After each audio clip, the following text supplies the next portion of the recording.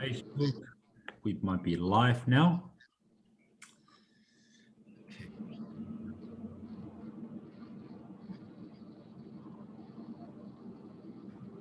I'm going to pin you so you can be the main guy. There you go. Yeah, I'm just trying to turn it up so it'll be a little better. Yep. Yeah, I'm just going into my phone just to check if you're live. I'm pretty sure you're live now. So yes, it is. The caption's incorrect, but that's pretty cool. So is that streaming live over to? Yeah. So we're using Zoom to do live. The good thing about that is that Zoom is a very powerful sort of software. We're actually still using Restream to then broadcast it out to different softwares. So in a way, what we're doing now is we can do a pretend that we're hunting, and you can talk through it. Or alternatively, just tell us what we're doing today, Pete, because you're live.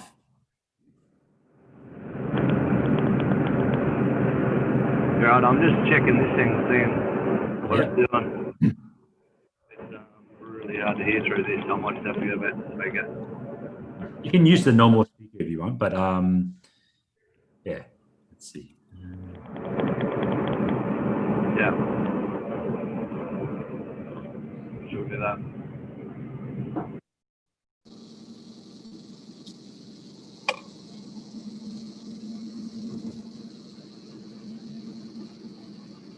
That'd probably be easier.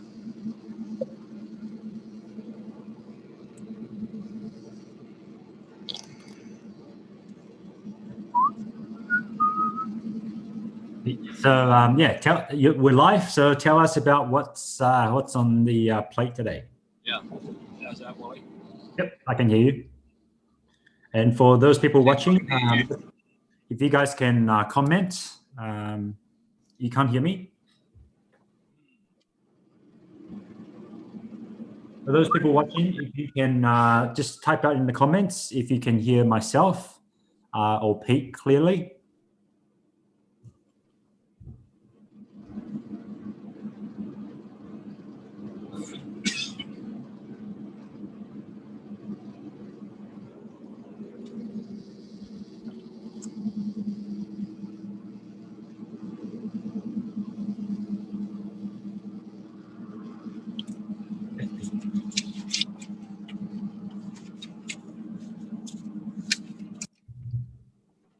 Yep, so Stephen said, all good, can hear us. A bit hard to hear. I can't even hear. Pete, can you hear me?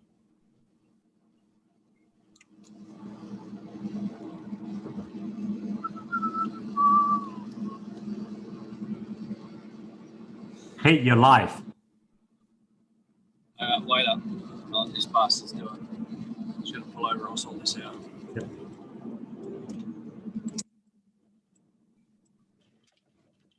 So people are saying they can't hear you.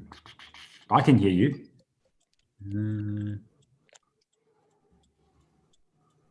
Hey, Pete, can you just say something? So I just want to see if we can hear you.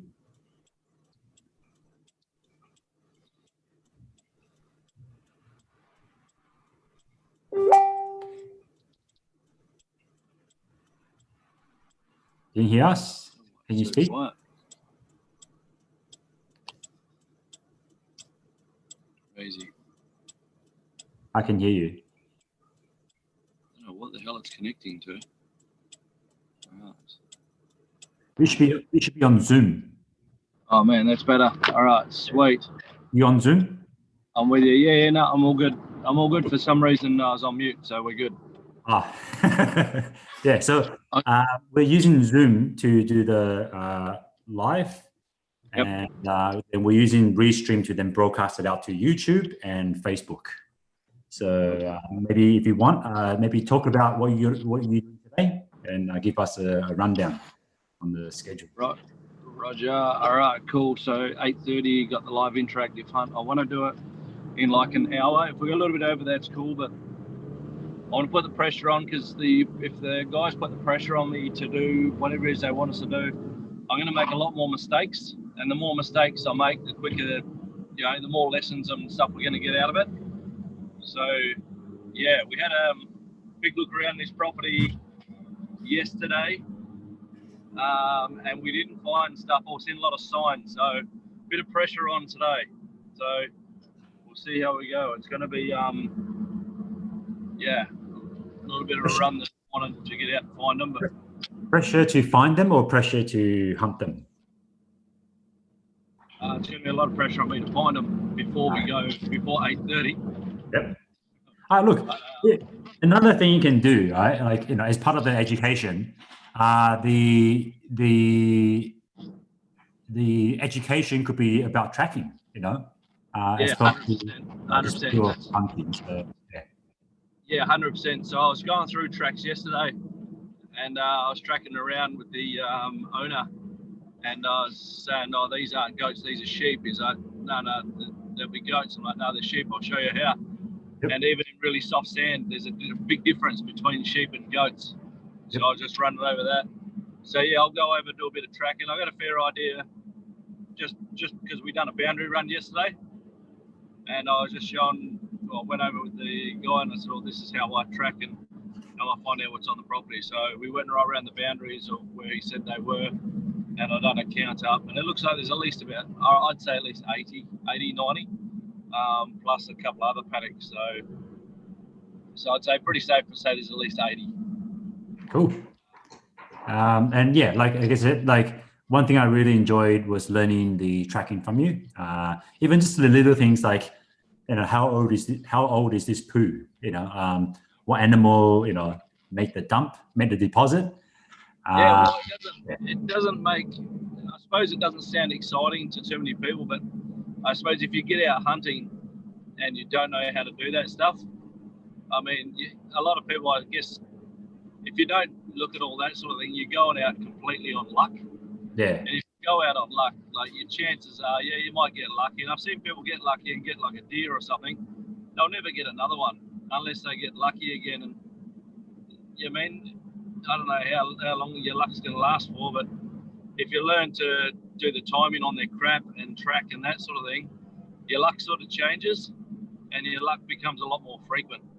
Mm-hmm. So yeah, if you want to just shoot a deer like this week and you shoot another one next week, then there's so much stuff you need to know. But yeah, you need to know what time of the day, what time of the month, what time of the year, and then depends on what you're chasing. If you're chasing a stag, you want to know what his habits are.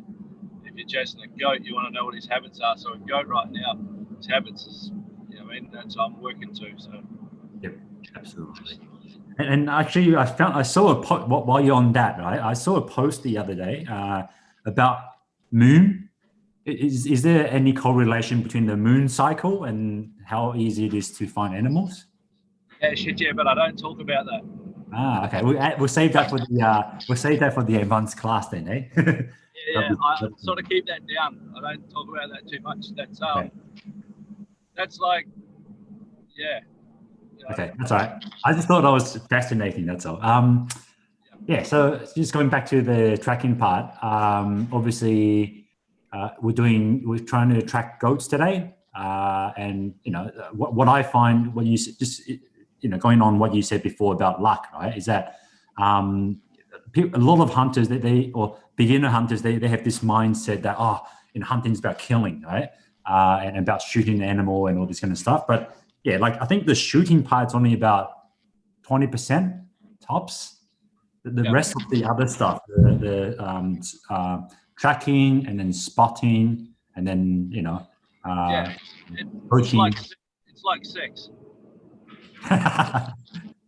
Okay. It's exactly like sex. I mean, exactly. If you go through that theory, that'll give you exactly what hunting's like. There's so much stuff that leads up to what you're actually after in the end of the day. Yep. And then at the end of the day, if that's it, and then you walk away, well, you're going to end up with nothing because you're not going to run into her again. So you want to look after that still. So. Yeah. What a good analogy.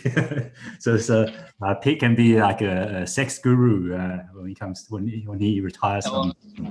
It definitely relates to sex. So,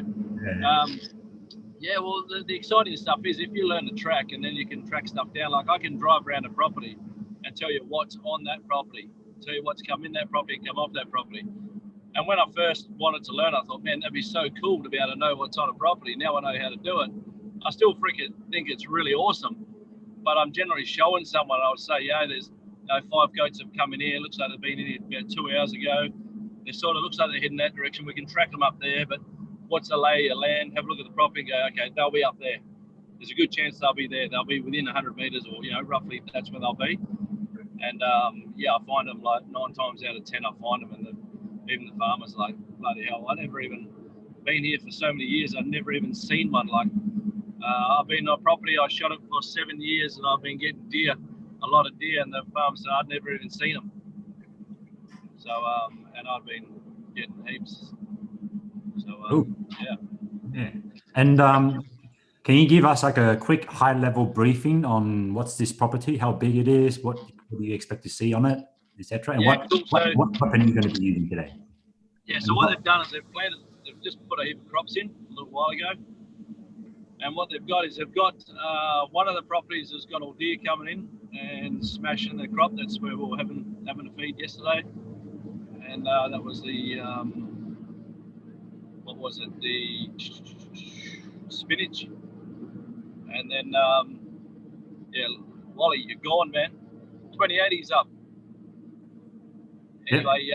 Because my son just popped here, so I didn't want him to like. All right, mate. No, all good, all good. Yeah, so there's deer on one of the blocks, so we'll have a look there. And I'm just trying to mix the 2 in, but. So what's happening is they've got goats coming in and they're just smashing this guy's crop. So put the crop in, and it wasn't too bad. It's like, can you get rid of a few? But now you can just see where they've been. So besides the goats, a huge number of goats. I think I'd estimate there's roughly 80 that I've seen. Well, going by tracks. I haven't seen all of them. Mm-hmm. But yeah, they're getting quite smart now, because they had someone come through with guns, and when they come through with the guns, it generally pushes them away, because when you shoot with a gun, they know, they hear it, and they head for the hills. So that's what's happened. So with the bow, I keep them nice and friendly. So the plan is to get in on the edge of those crops where the goats are getting back in and hiding. Like we had a drive around yesterday, didn't see any, but I was looking at the tracks as we were going. So the plan is to go back in where they're hiding, which is where they'll be right now this morning. And yeah, just get in, track them, find them, and then I'll slip in there. I'll do the interactive hunt with you guys, get us to guide us through, and we'll do that flat out. So if the guys are on here, want to get those stars and stuff ready, because I'm going to be seriously standing there doing nothing unless you guys are guiding me. I'm going to be doing nothing. Cool.